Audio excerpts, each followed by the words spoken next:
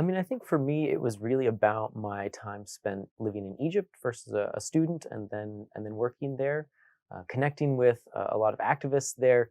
This is before the revolution in 2011, and I was really intrigued because they didn't see any possibility for political change. They didn't see any possibility that the regime could ever be transformed in any meaningful way. And so when the revolution happened in 2011 and President Hosni Mubarak was ousted, I really wanted to understand how that happened. And then as sort of Egypt's transition continued and went through a lot of problematic times, I was really interested as to how those things happened as well. Why Egypt's transition then sort of went off the rails. So that really led me into wanting to understand these questions on a deeper level.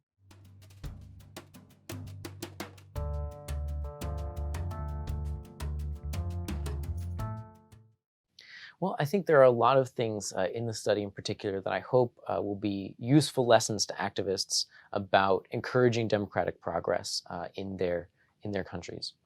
Now, of course, in this work, I'm looking mostly at what happens after the major movement has ended. So after the dictator is gone, what do we do next? And in this particular circumstance, I really focus on a couple of key things. The first is putting in place structures so that ordinary people, civil society groups, and activists will stay mobilized once the major mobilizing force of the dictator or the old regime is gone. For instance, through things like keeping some independent sources of civic pressure on new decision makers, and also having a long-term positive democratic vision of the future rather than simply having your movement focus on a negative goal like removing a dictator from power. So that's sort of one side of it. And then the other side is directing mobilization away from sort of more radical avenues during the period of political transition, and instead using people's energy to facilitate the creation of new sustainable political institutions. And there are a few different ways to go about that, but that's the sort of core underlying insight. Keep people mobilized, keep them engaged, but direct that mobilization towards more positive long-term goals.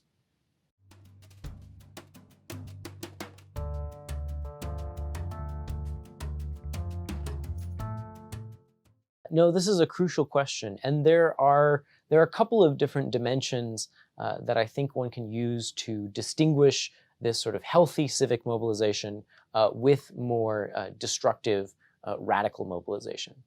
And I think first it's important to say, again, to reiterate, I'm talking about times of political transition here. So when the question is, how are we going to get rid of a dictator? How are we going to get rid of a non-democratic government?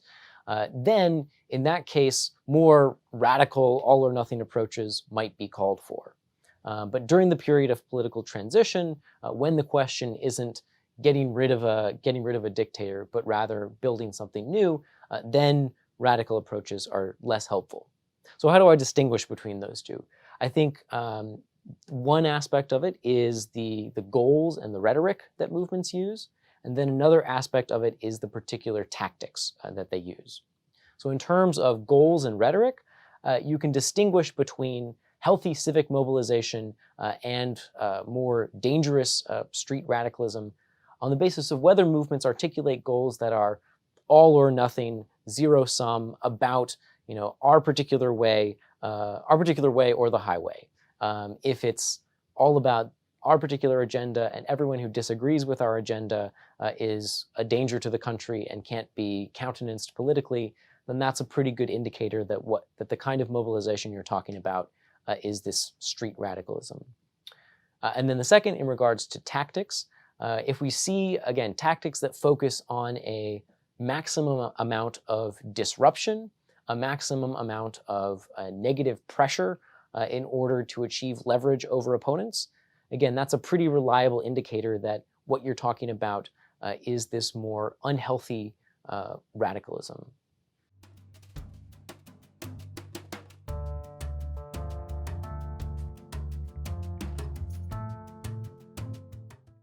Great question. And I think the crucial thing here is that activists are thinking about these questions before the transition starts.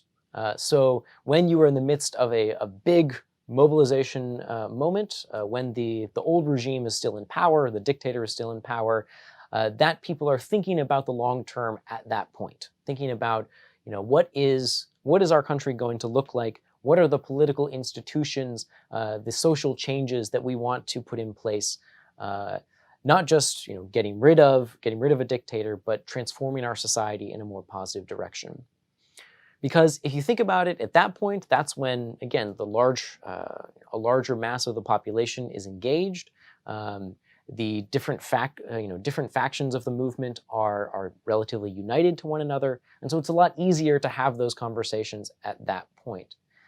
If you wait to have those conversations until after the transition has started, then that can lead to a lot of fracturing. It's more difficult to get buy-in from a larger portion of the population, and different groups that may have come together in the original movement are less likely to agree on what that vision is going to look like. So crucial to at least start having those conversations and be thinking about the long term before the transition has started, rather than waiting until the transitional time to work out the details of what you want the future to look like.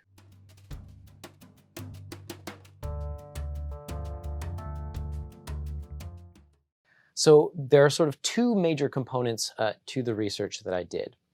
The first is a statistical component. So I took every political transition that was initiated primarily by nonviolent resistance from 1945 through 2011, and looked for the consistent factors across those transitions. What consistently led to more democracy and what did not as consistently lead to democracy.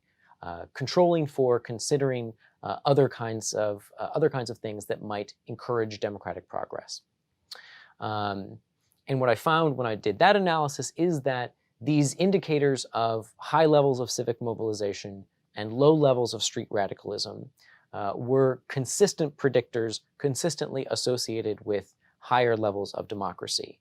We tend to see a lot more democracy in this large population of transitions when we see high levels of mobilization and low levels of street radicalism. Now, the second part of this is to say, okay, so the numbers are there, the data is there, seems like there's something going on here.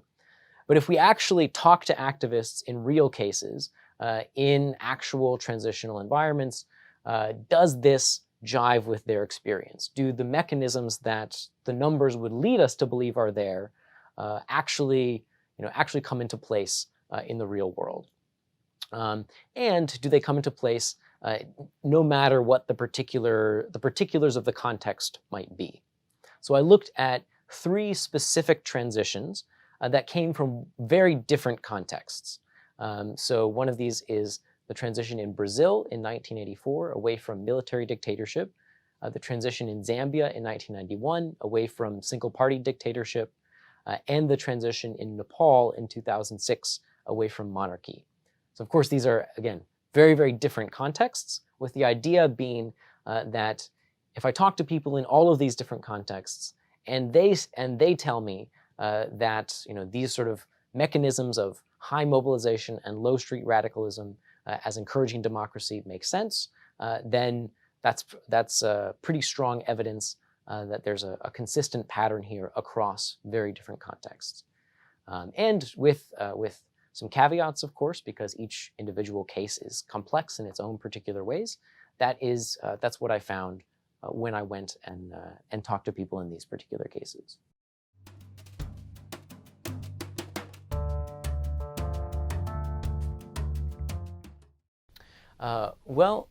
The phrasing that I like to use is that anything I can say is a nudge, not a recipe.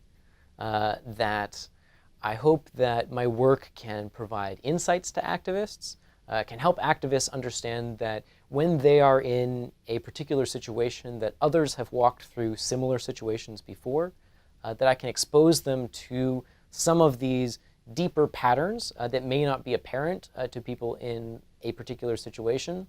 But I always assume that activists know their country better than I ever could. They know their situation better than I ever could. And so I don't have a secret sauce that they can use to get democracy. I have suggestions that I hope can spur insights that activists can then use their own much deeper and more comprehensive knowledge of their situation to apply in their case.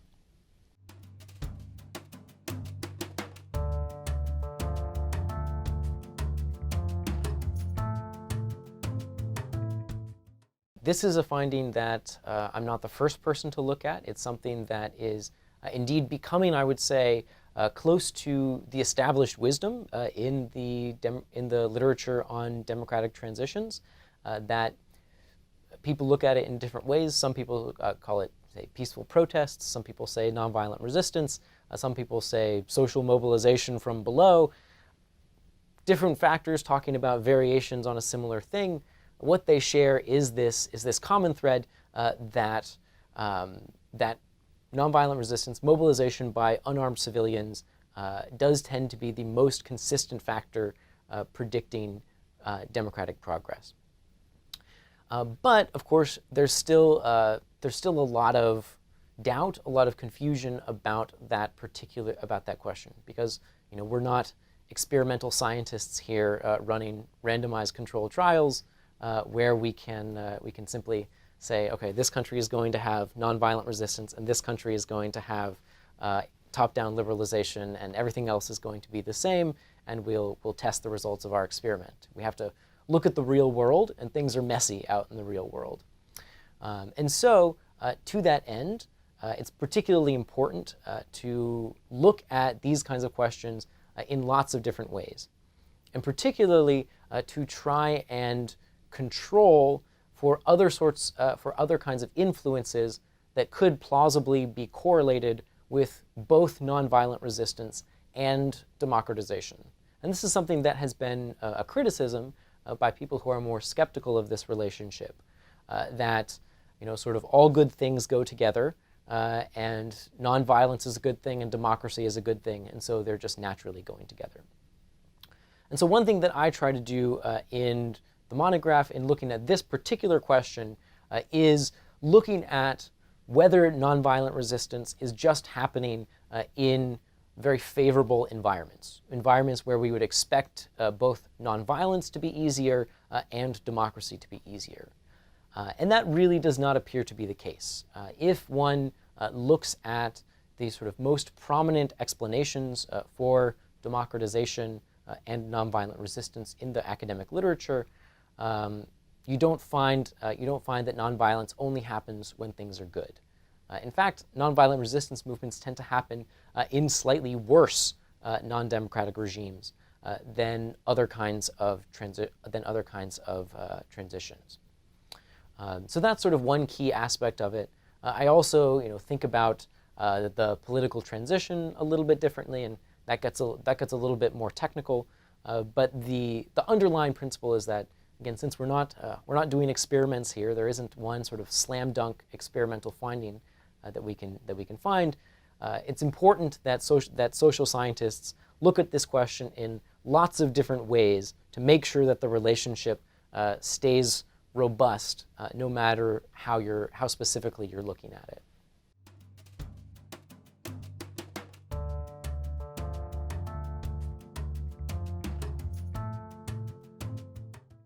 I mean, I think that the particular model of civic mobilization that avoids street radicalism that I talk about in the monograph is something that's very applicable to the situation of potential democratic backsliding.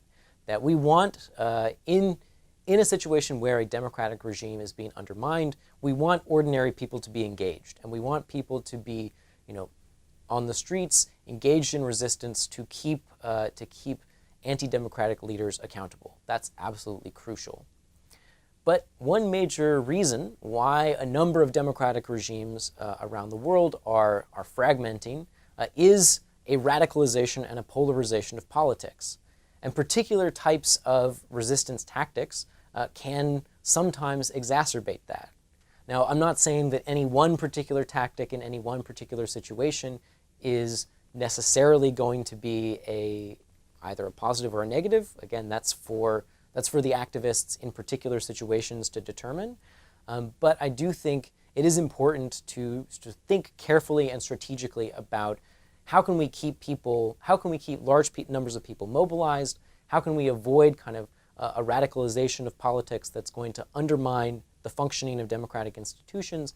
And how can we sort of keep that mobilization as broad and as civically minded as possible?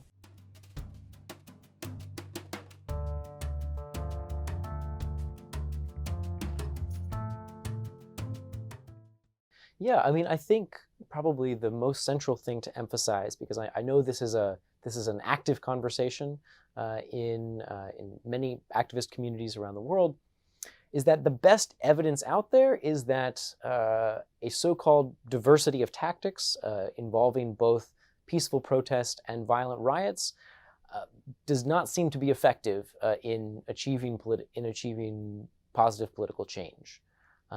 This is a matter of some scholarly debate, but the best evidence out there is that the more breakdowns in nonviolent discipline, the more moves towards incorporating violence in otherwise peaceful movements we see, the less likely it is that movements are going to succeed and to achieve change. So I think that's really a core lesson to emphasize. I think probably the second one is that repression, so government repression of peaceful protest, is one of the most significant and most dangerous factors leading to breakdowns in nonviolent discipline. And so that movements should think carefully about their strategies for responding to government repression. If you want to keep your movement peaceful, then you need to have a strategy to blunt the impact of the government's repressive tools, which even democracies will use against you if you're challenging the system as it is. Democracies may be somewhat less repressive than non-democracies, but when the people in power are facing fundamental threats, they're still going to use all the tools in their toolkit to prevent those threats from being realized. So I think it's important for movements, and I know many movements do, think carefully about how they can prevent repressive tools from leading to breakdowns in nonviolent discipline and demobilizing their movements.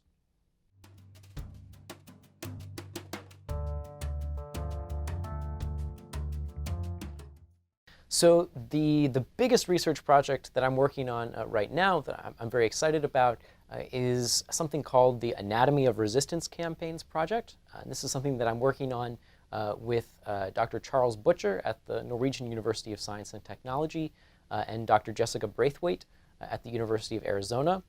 And what we're trying to do in this project is to map every organization that has participated in a nonviolent resistance movement or a violent resistance movement from the period of time we're looking at is 1990 through 2015.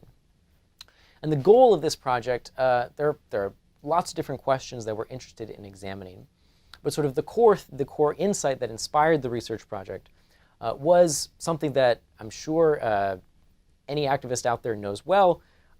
No movement is monolithic. That movements involve lots of different kinds of constituencies, lots of different kinds of organizations coming together. And the character of your movement, its ability to achieve concessions, to gain strategically, and to achieve long-term change is very much related to who happens to be in the movement. Who can you get on board to mobilize as a part of your movement?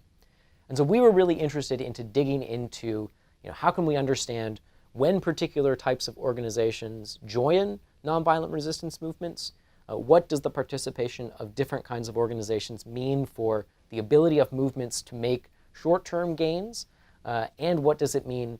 What does the participation of different kinds of organizations mean for the ability of movements to achieve long-term positive change, like democratization?